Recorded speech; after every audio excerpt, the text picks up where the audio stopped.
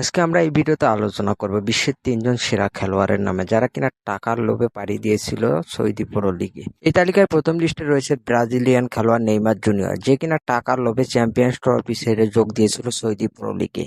বড় আশা নিয়ে champions trophy ছেড়েছিল নেইমার জুনিয়র। মাসে প্রায় ২০০ মিলিয়ন ইউরোর বিনিময়ে সৌদি প্রো লিগে যোগ দেয় নেইমার জুনিয়র। ভেবেছিলেন সৌদি প্রো লিগে যোগ দিয়ে নিজেকে নতুন করে মেলে ধরতে পারবেন তিনি, কিন্তু তা আর হয়নি। ইনজুরির কারণে বেশ কিছুদিন ধরে সাইড লাইনে রয়েছেন নেইমার জুনিয়র। বেশ কিছু গণমাধ্যমের খবর, ইউরোপিয়ান ফুটবল ছাড়াটাই নেইমারের জীবনের সব থেকে বড় ভুল সিদ্ধান্ত। এদিকে ফর্মে তুঙ্গে থাকা সত্ত্বেও অর্থের লোভে সৌদি প্রো লিগে যোগ দিয়েছিল করিম বেনজেমা। মাসিক প্রায় ২০০ মিলিয়ন ইউরোর বিনিময়ে সৌদি ক্লাব আল নাসেরে যোগ দেন তিনি। এদিকে সৌদি প্রো লিগে যোগ দিয়ে খুব একটা ভালো সময় কাটছে না ফ্রান্সের এই মহাতারকার। সেই সাথে তার শেষ হয়ে গেছে টানার দ্বিতীয়বারের মতো ব্যালন ডি'র জেতার স্বপ্ন। এদিকে অর্থের লোভে সৌদি প্রো লিগে পাড়ি জমিয়েছেন আর এক মহাতারকা সাদিও মানে, যাকে কিনা ফুটবলের কিং